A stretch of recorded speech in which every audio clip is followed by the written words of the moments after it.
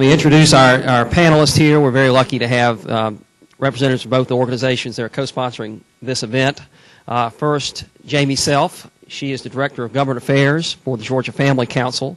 She is a fixture at the state capitol, very well respected among the legislators there. She is our lifeline back to what's going on at the Capitol. She does a tremendous job in testifying on education issues and many other issues that she covers for the Family Council. She is very articulate, has published op-eds and on radio and TV interviews across the state. Very influential in her work with the Family Council, and is an expert on tracking what is actually happening. That's why we have her on the panel with the Special Needs Scholarship, how the implementation is going, the details of the tax credit scholarships. She's been working very closely with the Department of Revenue as they promulgate rules and regulations. So we're going to ask her to help us understand those issues. And I'd like to ask you, Jamie, go ahead and tell us a little bit about the Georgia Family Council and the Center for Connected Georgia. Georgia Family Council and its most recent division, the Center for an Educated Georgia. Georgia Family Council exists primarily to strengthen families in the state of Georgia, because as the family goes, so goes the nation. The division of Georgia Family Council, called the Center for an Educated Georgia, is really a division specifically designed to help parents, schools, student scholarship organizations, donors, government officials, and anyone else who might be interested really keep track of what's happening with educational choice in the state of Georgia. It really is a clearinghouse for resources and information. Try to help out wherever we can and be a resource to any of you as well. The website there is educatedgeorgia.org, so if you have any questions that aren't answered here today, might be a good place to check out in the future. Gerard Robinson is president of the Black Alliance for Educational Options. He is not only very influential on school choice issues here in Georgia, but across the nation. If you do a Google search on him, you'll see him. He's all over the place. In fact, we're lucky to catch him here in his hometown. He's usually out traveling the country. He's got a tremendous board of directors that he works with on school choice issues. He's got an incredible background. He's taught school in South Central Los Angeles. Before becoming president of BAO, he was a senior fellow for the Marquette Institute for Transformation of Education. He served on staff level the California legislature and the Virginia legislature, and also the public school system of Washington, D.C., participated in the Model School Choice Demonstration Project in Washington, D.C. The only negative thing I could find on his resume was he got his master's in education from Harvard. Gerard, you want to tell us a little bit about BAO? Sure. First of all, thank all of you for coming out this morning to talk about a very important issue and to also celebrate the birthday of Milton Friedman. BAO is a national, nonprofit, nonpartisan organization. Our mission is real simple and powerful. We believe that we should empower parents in order to create quality options for parents as well as children. Why is that important? When Senator Johnson spoke, he mentioned the importance of parents and the importance of schools. Many times in many communities that we serve, our parents are the ones who are often left behind. We've had over 50 years of laws put in place to try to inculcate values into legislators and people to show them that poor people, working class people who are often stuck in schools need an option. And so BAO was created to make sure that African American children, particularly those who are from families of low income and working class means, are in a position to know that, yes, we want opportunity, we want choice. And when given that opportunity, both in the public and the private sector, we've excelled. BAO is supportive surely of vouchers. We were very influential in the Milwaukee plan, which is now the largest and oldest urban-based voucher program in the country. We're supportive of what took place in Cleveland. In fact, it was in 2002 that the U.S. Supreme Court said that vouchers were constitutional in Cleveland, and we're also supportive of the work that's going on in Washington, D.C., and now playing a big role in supporting the public and the private school efforts here in Georgia. Jamie, let's start with you. I mean, we have some candidates and some legislators in the office, and in the event. We also have some parents. Talk about the special needs scholarship first, sort of what the nuts and bolts, who's eligible, how does it work, how do you apply, and I guess this year, the way we work in Georgia with our legislature ending in May, after private schools really have pretty much closed their enrollment. The first year really isn't a good test. This year will be the real test of the success of that bill. So tell us how things are going. It's fair to say that the first year is not a good test, and yet we've passed with flying colors that very bad test. We had 899 students with special needs in a private school on the Georgia Special Needs Scholarship in its first year. That is the best showing in a first-year program in the nation ever. Other programs have exceeded us from that point. Some of them are in bigger states. We'll see where we go from here, but that's an excellent start. Basically, any student who has an individualized education plan, otherwise known as an IEP, is eligible to receive the Georgia Special Needs Scholarship. That scholarship is in the amount of whatever the state currently spends on that particular child's education, so the amount varies. Obviously, the more severe the disability, the greater the amount of money that would be following that child. Parents have the option to take that amount of money to another public school if that public school has room and will accept that child. If not, they can take that money to any private school that will accept that child. Private schools are not obligated to participate in the program. They feel like they can serve that student or any population of students, then they certainly can. They don't have to. I'm trying to think what else you asked me. That was a long question. Center for an Educated Georgia, are they keeping a list of schools that are accepting special needs students? Center for an Educated Georgia certainly does, but and partly in coordination with the Department of Education. I know there may be mixed feelings about government bureaucracy or departments, so to speak. But the Department of Education has actually been very, very good working with us to implement this piece of legislation. And the department is currently in their last, I think, month of approving the new schools that will be participating in the coming year. At last count, I know we added at least 10 or 15 schools. We'll see where we end up at the end of August. But we should have, significantly more schools in the second year participating. We'll see also what number of seats for students that will translate into. But we anticipate seeing an increase in participation significantly in the second year. And what's significant is the fact that for a first-year program, you had such large participation, but to really see the importance of the programs, to actually have the voice to the vision. I had an opportunity last fall to actually talk to parents who enrolled their children in the private schools using a special needs scholarship. They were very clear that the money was helpful. Many of them were very clear that, I had my child in a school that was doing okay, but when this came aboard, I realized, wow, this can really make a difference. We have in the audience Shonda Horn. She'll wave her hand. She actually is the operator of Christian's Footprints Academy, which is a private school that's actually taking students who have special need students there. She's doing a wonderful job there. And so often, again, it's good to talk to people who are seeing this on the ground level, because parents say this is very important to their child and to their family. I think that's a critical point to bring up, is that you can have a great public school. I went to public school in rural North Georgia and was very well prepared when I came to Georgia Tech. But you can have a great public school that might not be right for every child. Just like, not every student would be perfect to go to Georgia Tech, or a lot of people might be lost at the University of Georgia, and Young Harris or somewhere else might be perfect for them.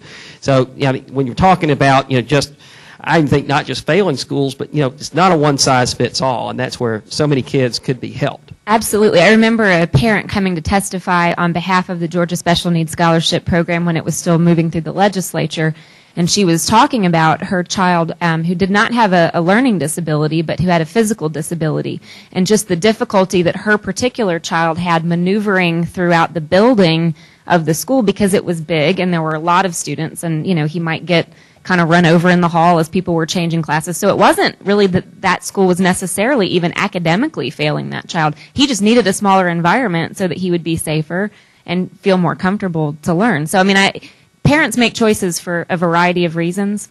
I think that we respect that and understand that it's not always an academic problem. Sometimes it may be. Sometimes it's something else that a parent sees a value in, and it's really thrilling to be able to offer them options like that.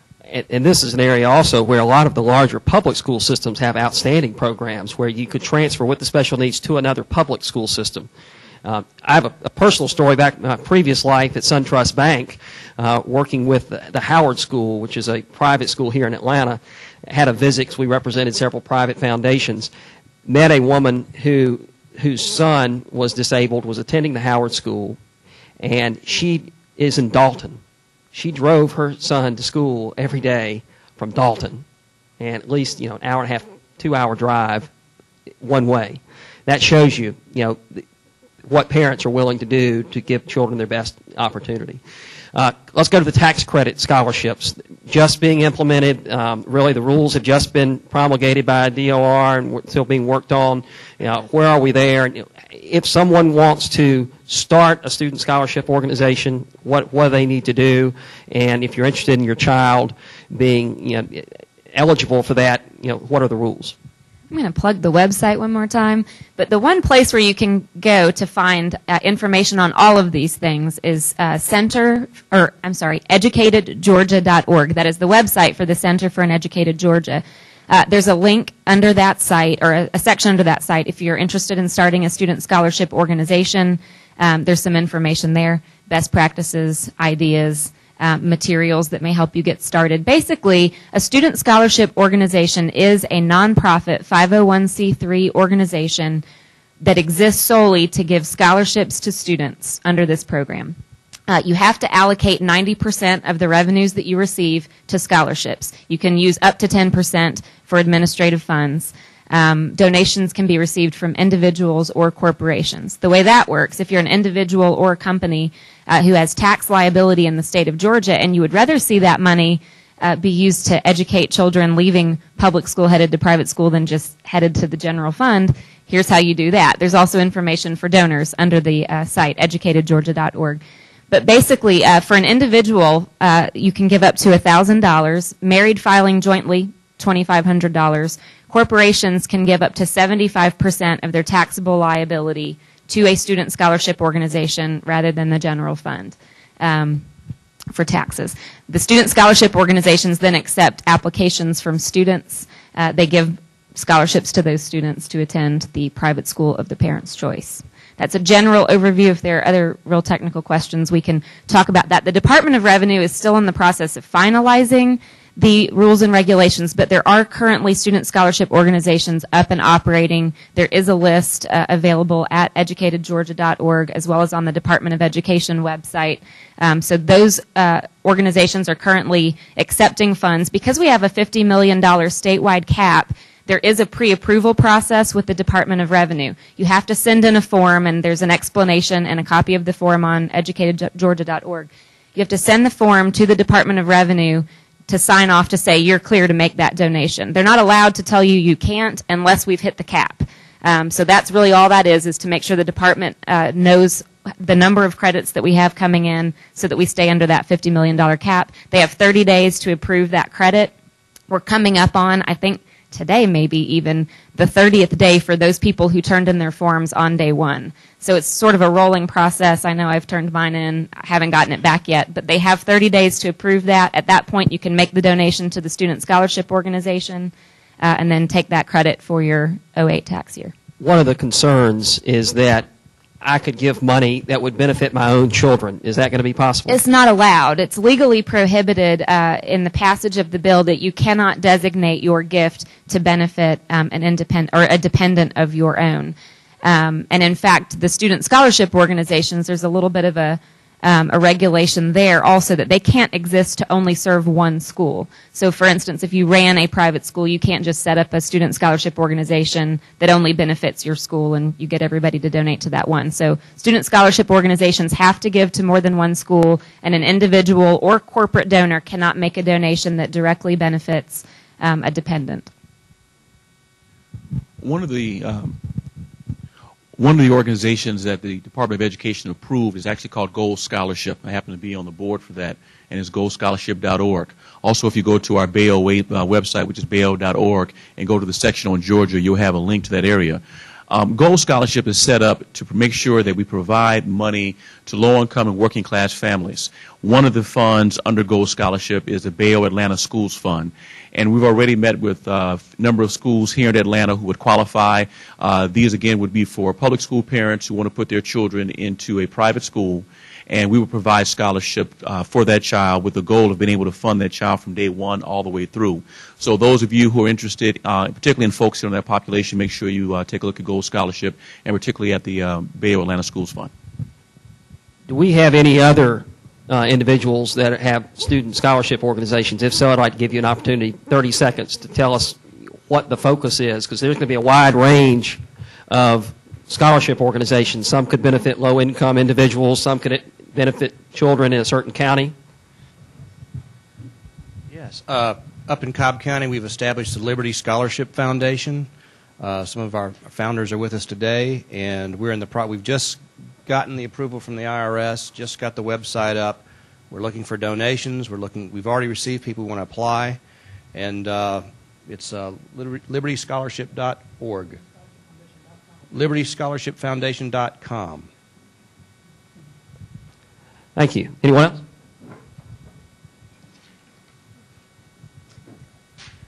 I'm Frank Mulcahy with the Georgia Catholic Conference. The Archdiocese of Atlanta and the Diocese of Savannah are in the process of setting up an organization called Grace Scholars, Inc. We are not on the website yet, but we're going to be there soon. We've got the applications rolling. So we're also interested in donations and students.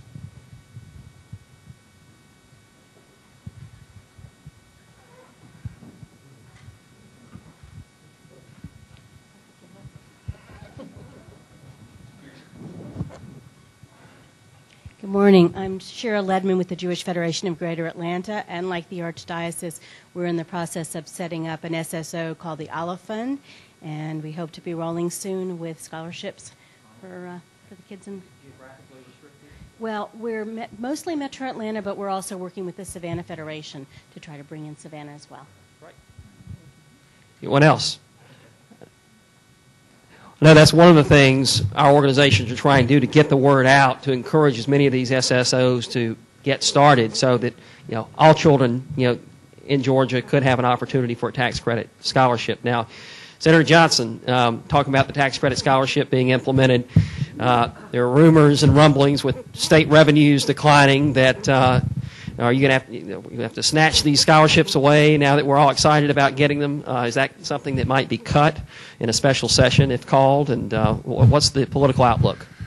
The governor of the state of Georgia has a lot of power, but he doesn't have the power to change the law. So unless we go into special session, the law is passed and the tax credits are good. If we go into special session, there may be a proposal to delay it by a year. Just because we are still sort of ramping it up and getting everybody set up, and they probably won't qualify by September. Nobody wants to do that, and I'm not saying we would, but that's a $50 million proposal that with a $1.6 billion deficit that might be considered. I'm not sure that the legislature wants to do that, though. That bill was too hard to pass, too hard to convince to get signed. So I don't think we'll go there. But if we don't go into special session, there's no danger at all. One more question before we open it up to the audience for questions. Gerard, you all have been out, grassroots, talking to people about tax credit scholarships, special needs scholarship. What's been the reception among the public? The public is generally excited about the idea. One way to test it is based upon the number of people who call once a general message has been given out. We've got Carlina Glenn and we've got Tracy Kraft, who work with Bail, Ohio, and National, and they've been responsible, working along with Susan, to have a radio ad that's actually been playing here in Georgia. We'll have a radio ad that will start next Monday, and it will continue through next Saturday. And the goal is to really educate parents on the type of private options that we're talking about here today. And there have been a number of people who've actually made phone calls to Bail in response to that ad. So here's an example, again, of the word going out, people saying, yes, this is what I want, and making it known. Another point that comes up is, and I think maybe 10 years ago this might have been valid, is that with private schools, they're not subject to a lot of rules and regulations. It's sort of unfair to allow this competition with public schools. But over the last 10 years, what we've done in Georgia, particularly with charter schools, and Tony Roberts is here with the Georgia Charter School Association, is we've really given public schools the flexibility to compete, to get rid of some of those rules and regulations that are holding them back, hold them accountable for the results. And then what we've done with the Charter Systems Bill and then with the IE squared legislation last year is to give all public schools that ability. And I think what you're talking about is continue to move that decision-making and autonomy down to the local school level. So you have lots of innovation, lots of different types of public schools, but you have the ability to react quickly to change and to get parents involved and teachers involved in that decision making. So I think that is appropriate that we have moved in that direction first before we apply the privatization and the choice. Questions from the audience? Question for Senator Johnson. The $50 million cap you guys have, is it fiscal year? Is it the end of 2008, or how is that going to work, and who determines it? It's calendar year. I also anticipate that we will raise that number. Florida's is now $150 million. They just passed another increase. It's a very popular program, and we wanted to take the first step, get everybody up and running. But I think you can anticipate that in the future, Georgia will continue to raise the number, that cap, so that more and more scholarships will be available. Yes. Now, but remember, it is a cap, so if it gets taken up before you go to contribute, then it's not available. No. I don't think so. You talking about if 40 million use it this year, is there going to be 60 million available next year? I don't think so. I don't think so.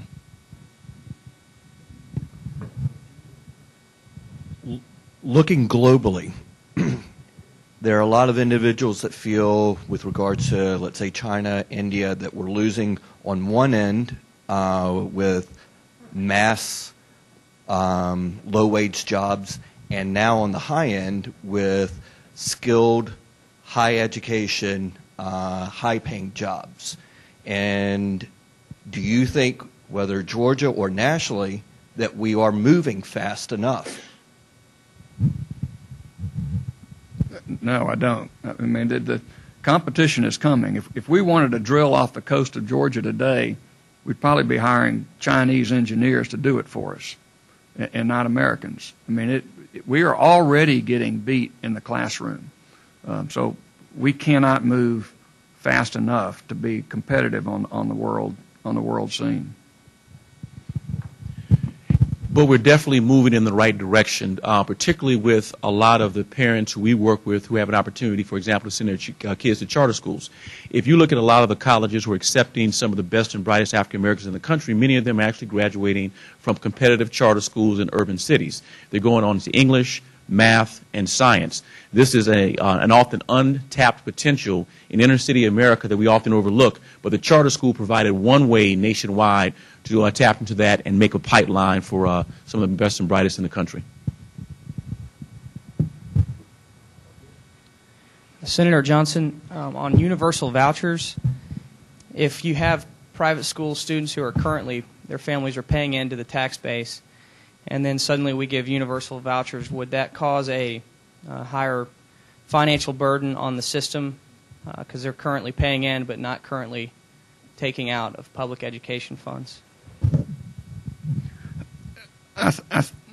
The biggest struggle we had, and we heard it a lot with SB 10, is the children that have already left the public school system, and the parents are already paying for the tuition. And as you know, just on the microcosm of SB 10, that passed by one vote, and we held it only to kids in public school because it was no new money. If we were to start picking up kids that had already left in the private school, that's new money coming out of the budget. So I think you almost have to grow it, and I don't think there's any other way but to start with one level of kids and start expanding vouchers and expanding who gets them.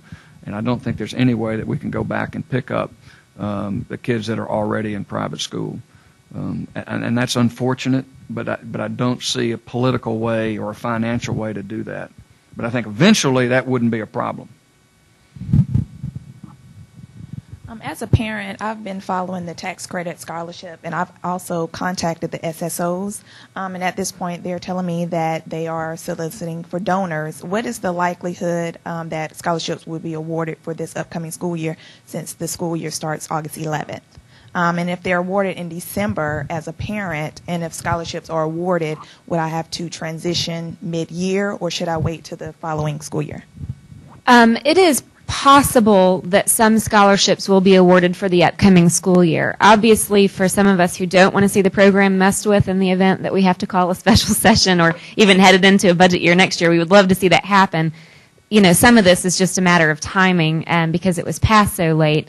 But like I said, I think we're coming up on our 30th day, if we haven't passed it already, for people who turned in their forms to Department of Revenue at the very beginning to be authorized to make those donations. As soon as they are, the student scholarship organizations can begin receiving that money and begin giving out that money.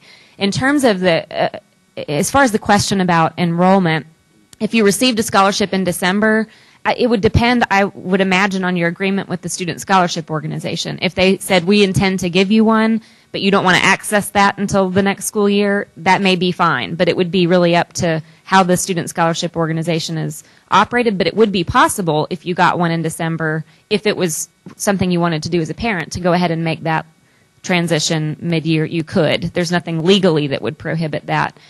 But really, these are, you know, private, nonprofit funds, so it would really depend on your arrangement with the student scholarship organization. And we actually worked out your scenario with a couple of schools that we're looking at, because unless 2 or 3 really big corporations decide to donate their money or have donated already, it could be tough to support the type of students that we want. But some of the schools that we're working with right now are open to that kind of arrangement that you're talking about, so we can talk afterwards. Good morning. Thank you for being here and for the information you provided. I have 2 quick questions. The first one is, and I guess, Gerard, if you could answer this question, or any of you. I was at NCSL last week, a National Conference of State Legislatures, and a legislator from Wisconsin, one of the states that has voucher programs, said that the laws are so laxed in the voucher program where teachers don't even have to have a high school diploma. And, I mean, she just went on and on about how lax the regulations are. So if you would speak to whether or not that is true, what the reasoning would be, and Senator Johnson, if you are at all entertaining any of those kinds of regulations. And then the second question is, if any of you could shed some light on some other public school choice options that are working around the country that you're interested in seeing in Georgia. The voucher program in Milwaukee began in 1990. I had a chance to live and work there, and the criticism that you brought up, I've heard. We have to put in context what's a voucher law and what's a state law. In the state of Wisconsin, if you are a private school owner, you can hire teachers, for example, who may not have, for example, a college degree. That's not a voucher perspective. That's actually state law. If you look at the 122 voucher schools that are serving 18,550 kids this year, the vast majority of those teachers actually have bachelor's degrees. Many of them actually come in with a master's degree. Are there some schools where they have teachers that don't have a bachelor's degree? Absolutely. But guess what? Those schools existed prior to vouchers starting and taking place. So it's not a voucher issue, it's a state law issue. People often use this to try to discredit the fact that these are private schools taking public money. The idea of public money being used at private schools is centuries old in American education. So that part, I don't see to actually be so high that we should be worried about that, particularly in states where you say these are the requirements to have. But most of the people are well qualified to teach in those schools. I agree. And also, if the parents know what the teacher's degree is, and it's their choice. And one of the things we've done in SB 10 was we didn't tell the private schools who they could hire, but they are told they have to provide the voucher student with here's your child's teachers and here's the teacher's training, so that they'll know that. And I think the Milwaukee's got the oldest in the country and very popular. Whenever they try and change it, they're marching in the street. So. I don't know who you talk to, but they're probably opposed to school choice and using that. But in Georgia, so far in our voucher law, we haven't regulated the teachers in the private schools. But one of the 2 or 3 requirements we put over there was you have to notify the parent of the teacher's degrees in education. Oh, and you asked another question about where we're going. I had an interesting conversation with Jan Jones down in New Orleans.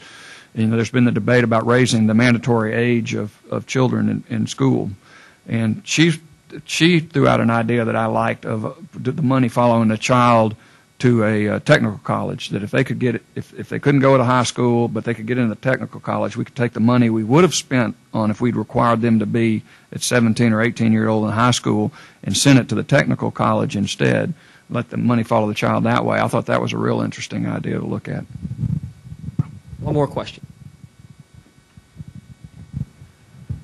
Notwithstanding the excellence of the initiatives that y'all are talking about and the moral imperative that they seem to represent, I will be surprised if there's not a very vigorous and well-funded opposition from the teachers' unions substantially.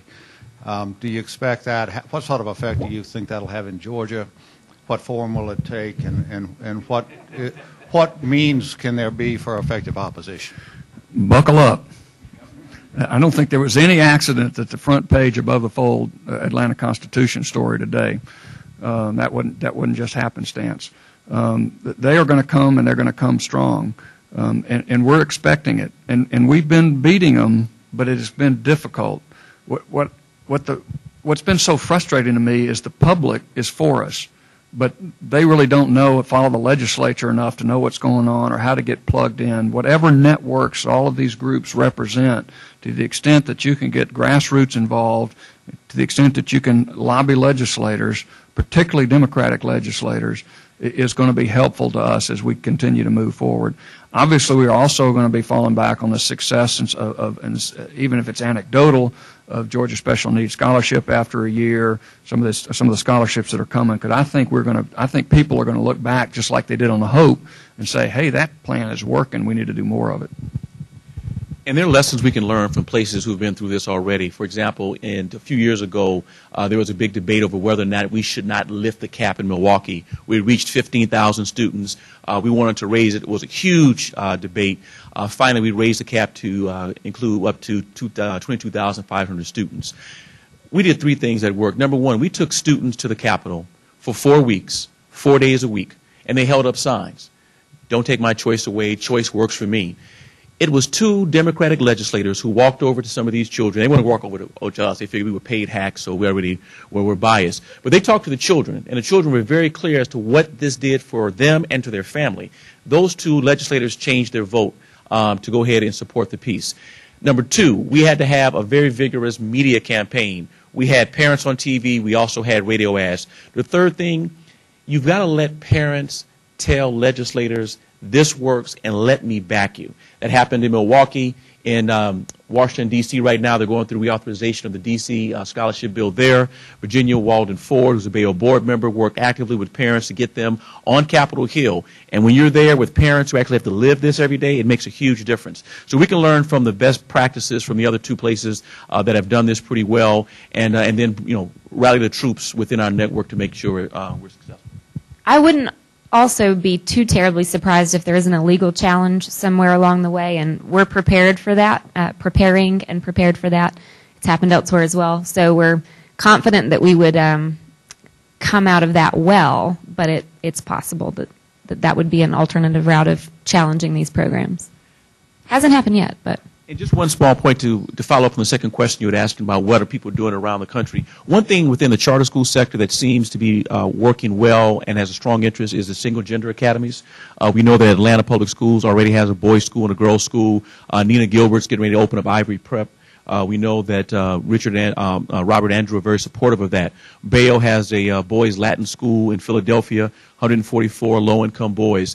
144,000 students took the Latin exam, I believe, in March. 2 of our boys actually received magna cum laude distinctions for Latin. This is going to put them in a very competitive position, and often the single-gender academies have opened up a wonderful opportunity, so that's something that we can take a look at here in Georgia. You've heard a lot about research and studies today. Tomorrow, the Georgia Public Policy Foundation will be publishing its biannual research book, briefing book on education policy. And it has, I think, 4 or 5 pages of studies, questions and answers on school choice, bringing up all these issues that we've talked about today, with links to the studies, so you can go read them if you're really motivated. But we've got them summarized for you if you don't feel like doing that. Final comments from the panelists. Set it off. Gerard passes me the microphone. I'm enjoying that my seat makes me taller than you, too. No, thank you, Kelly and Georgia Public Policy Foundation and Friedman Foundation. I see Dale back there for putting this event together. Certainly appreciate all of you guys coming, and want to especially thank Senator Johnson for his leadership. I have an opportunity to speak with other folks around the country often about the issue of school choice, and often they say, God, where did Georgia come from? How did you do it? How can we do it? And I mean, that's really the starting point. Is you have to have a champion. You have to have a champion who is willing to put their political capital sort of out there on the line for the issue. And we had that. We had an articulate, champion who was willing to make that the issue. So good luck finding one of those, and let us know. No, so I appreciate so much the work that you guys have done, Georgia Public Policy Foundation, and certainly Senator Johnson, that makes our jobs a lot easier and gives us the opportunity to provide more options for parents. I think it's really, at the end of the day, that's the message is, parents want choices. We like giving it to them. And at the end of the day, we hope to see your vision come true, which is that Georgia has the best education system, which is comprised of many different components, not only in this country, but maybe in the world. It could happen. Bail wants to thank the Georgia Public Policy Foundation and others, our partners with Milton Friedman, for putting this on, because, again, through partnerships we become stronger. And in dedication to the work that Milton Friedman had done, I'd like to at least quote something that the founding generation said: "Religion, morality, and knowledge being necessary for good government and the happiness of mankind, schools and the means for education shall forever be encouraged." This is what the founding generation said in the 1887 ordinance. They believed then that schools were important. They believed it was important for happiness, for good government. Bail and all of our supporters believe the same. So we look forward to working with you. I appreciate the opportunity to come and all the contributions that Georgia Public Policy Foundation has done in moving Georgia forward with conservative principles. This is going to be a hard fight. It comes down to money. It comes down to ego. It comes down to an entrenched bureaucracy that doesn't want change, even if it's best for the child. And so I would expect all sorts of attacks to come. I've tried to hold the whole tone of the way I talk, and I think there was a question about Neil Bortz earlier. I've been trying to not attack public schools. I mean, public schools are still going to be the main form of education for the vast majority of children. But I think choice will make those schools even better.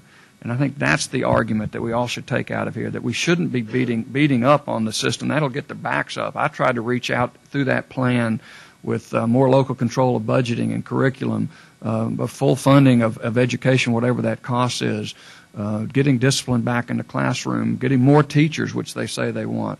So more and more trying to work as partners with the public school sector and entice them into the same vision we have. And I hope that's sort of what we're trying to do from here. In fact, I'm going from here back to the Capitol to meet with a group of school board members from the Atlanta area to sort of try and talk and try and find some common ground. When you talk to teachers and you talk to school board members and superintendents, privately they'll tell you, hey, vouchers aren't that big a deal, but my organization said I have to be against them.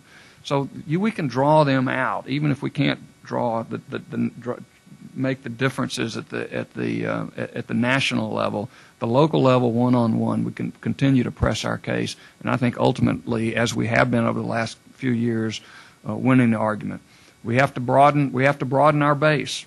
I mean, this can't be a Republican issue.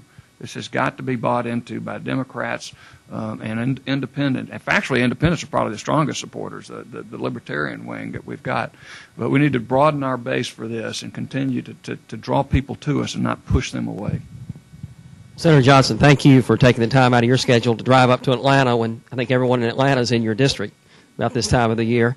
And to Gerard and Jamie, thank you for all the work that you've done. To the Friedman Foundation for sponsoring this event, we greatly appreciate it. And if you have any questions on school choice, our organizations are there to help you out. And if you have any suggestions for what we can do or ways we can help you, please let us know. And we're adjourned. Thank you.